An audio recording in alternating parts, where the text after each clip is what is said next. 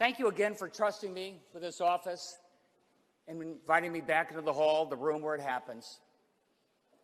And thanks to our partnership, the state of our state is getting stronger.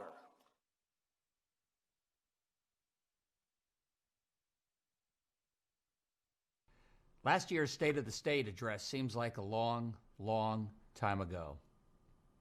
Mr. Speaker, Mr. President, Senator Kelly, Representative Candelora, my fellow state officials, members of the General Assembly and the judicial branch, Lieutenant Governor Bisowitz, honored guests, and the people of the great state of Connecticut. 2 years ago, as your new governor, you welcomed me into the room where it happens. This year, that room has become a virtual room.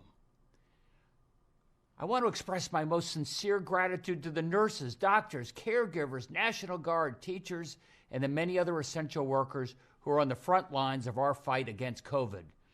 You have all stepped up in ways we and you never would have imagined necessary or possible. And on behalf of a very grateful state, thank you, thank you, thank you.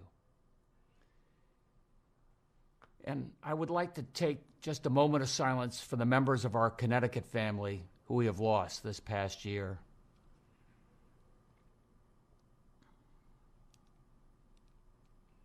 Two years ago, I introduced my family to you, adding that Annie and I consider Connecticut like an extension of our own family.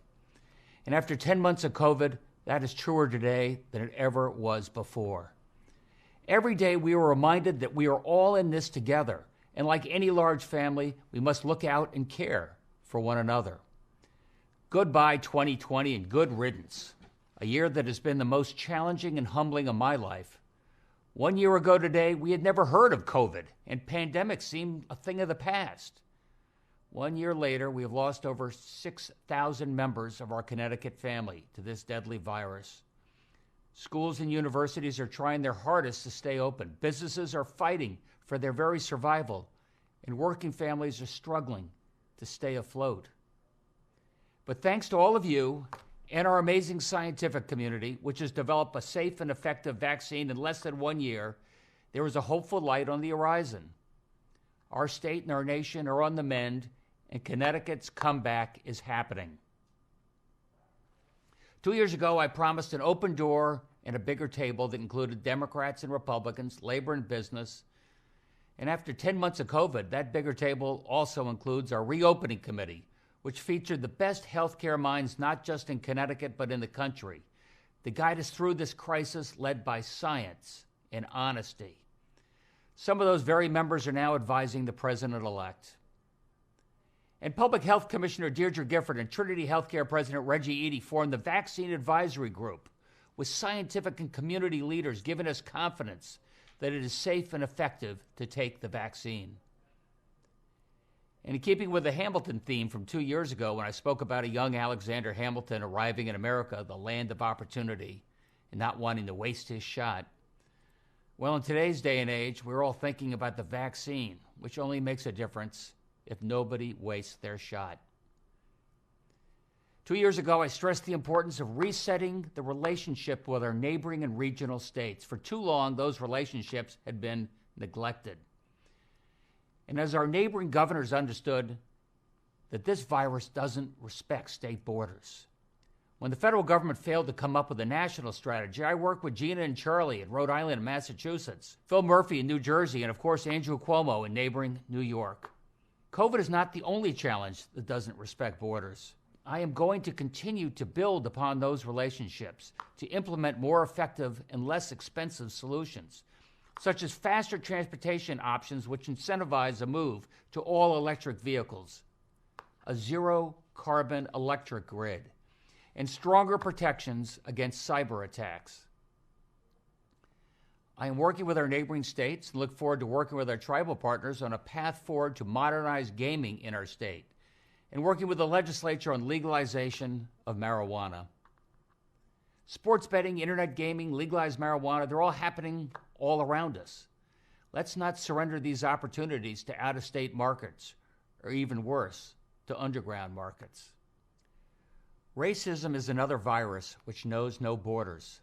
Following the tragic deaths of George Floyd and Breonna Taylor, our nation and our state found itself at a historical moment of reckoning, forced to finally confront the hard truths of racial inequality and injustice.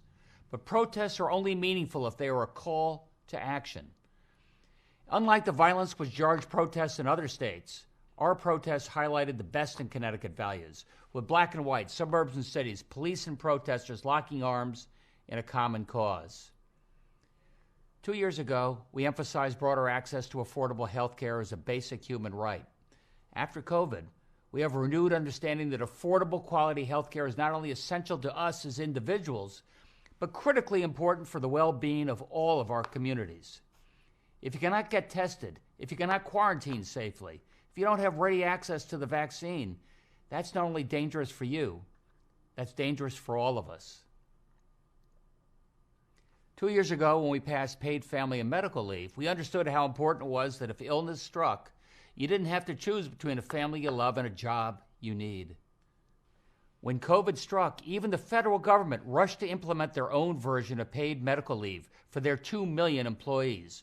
No more workers feeling they had to show up to work feeling sick or infectious, fearing for their livelihoods. 2 years ago, a $15 minimum wage meant a minimum wage worker could earn enough to provide for his or her family. After COVID, we better understand that minimum wage worker is an essential worker, one of the many heroes who never stop providing for our children at daycare, ensuring that there's enough food on the shelves of our grocery stores, or taking care of our elderly. These heroes cannot simply telecommute. Their work is too essential. Last spring, some of these essential workers began working with Commissioner Beth Bye to identify the child care centers located next to our hospitals. And within weeks, 26 child care centers were open and providing free child care to those frontline workers who are taking care of us. And to those small businesses struggling to keep their doors open, whose employees are some of the many working families trying to make ends meet during this COVID recession, we are continuing to provide grants to keep you afloat until federal aid arrives, especially for the hospitality and restaurant sectors, which have been hit the hardest.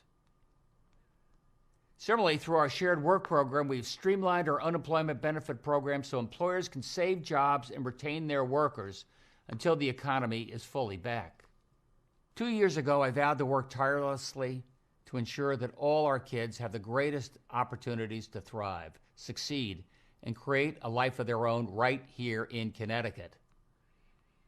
With many students having to learn from home, COVID revealed that too many students are left on the wrong side of the digital divide that exacerbates the achievement gap.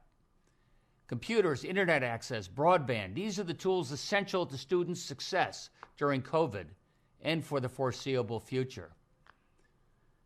So when the pandemic struck, we worked together, public, private, not-for-profits, to solve the digital divide. Dr. Cardona has brought his heart, his knowledge, and his passion for education to bear on behalf of the students across Connecticut. And when that pandemic struck, he was ready. He helped secure more than 140,000 laptops, more than 40,000 internet connections for students who lacked them. Because of him, Connecticut became the first state in the nation to ensure that every single public school student was equipped to engage in remote learning regardless of family income. Of course, the president-elect is referring to our very own Education Commissioner, Miguel Cardona, who will be the nation's next Secretary of Education. We also want to be the first state to broaden the teaching of history and social studies to make sure that our Black and Hispanic children, along with their white peers, have a better appreciation of their histories and civilization, including Native American history, which are so much about who they are and who we are. This year, we will continue to emphasize our best-in-the-nation public schools and workforce development, making sure that every child, regardless of zip code, race, color, or creed, has the best opportunity at the starting line of life. And after 10 months of COVID, the entire state should rise to its feet and applaud the dedication of our teachers. With schools closed around the country, we kept more of ours safely open because we prioritize our children and their futures, because they are our future. Voting is all about children, and that's why elections matter. Secretary of State Denise Merrill gets a shout out for making it easier for us to vote safely and with integrity during this pandemic. Voters appreciated the absentee ballots and early voting. We should make this permanent. 2 years ago, we emphasized how important an on-time, honestly balanced budget is to families, mayors, first select persons, small business, so they can accurately plan for their future. Thanks to your support, we passed an honestly balanced budget. It included a down payment on paying off our long-standing pension liabilities and created the largest rainy day fund in our state's history. In these turbulent economic times, we are well positioned to fund our critical services without draconian cuts or broad tax increases. 2 years ago, the Wall Street Journal asked, "What's wrong with Connecticut?" Now, commentators across the country are applauding our budgetary approach. And as recognition of this hard work, outside analysts have repeatedly reported that Connecticut is getting its fiscal house in order. And Treasurer Sean Wooden appreciates that we can now borrow at the lowest interest rates in our history, helping us to rebuild our economy at less cost to our taxpayers. COVID brings us back to health care, the fastest growing piece of our state budget, and your family budget. This year, we implemented cost and quality benchmarks for healthcare procedures and services, similar to the benchmarks that have saved Massachusetts families and taxpayers billions of dollars. Controller Kevin Lembo continues to prioritize centers of excellence, where your family can count on higher quality healthcare at less cost. This is true for our small businesses and state employees alike. Attorney General William Tong is pushing to hold down generic drug prices. This year, Connecticut expanded health care access at less cost for the first time in years. 2 years ago, I said I do not want our state defined by a chronic fiscal crisis, which had been our norm and was sapping our confidence. And today, I don't want our state to be defined by a COVID crisis. Instead, I want this to be the year we change the narrative of Connecticut. Let this be the year of the Connecticut comeback. There are many reasons young families and new businesses are giving us a second look and choosing Connecticut. Perhaps it's the quality of our education or a more stable fiscal outlook.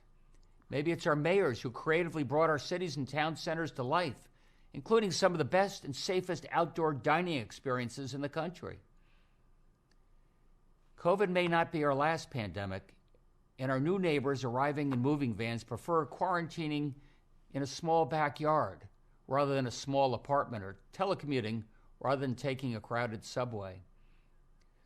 Whatever the reason, as people seek to improve the quality of their lives, they are choosing Connecticut. Tens of thousands of young families have moved to the state for the first time in a generation because they recognize and appreciate our Connecticut values. Connecticut was ranked one of the best states in the country to raise a family for women, for working mothers, and for public safety. Within those rankings, Connecticut ranks even higher for education, childcare, women's health. COVID has pushed too many women out of the workforce, but not for long. Lieutenant Governor Susan Bicewicz leads a council on women and girls to make sure that we stay the most family-friendly state in the country and a leader for pay equity.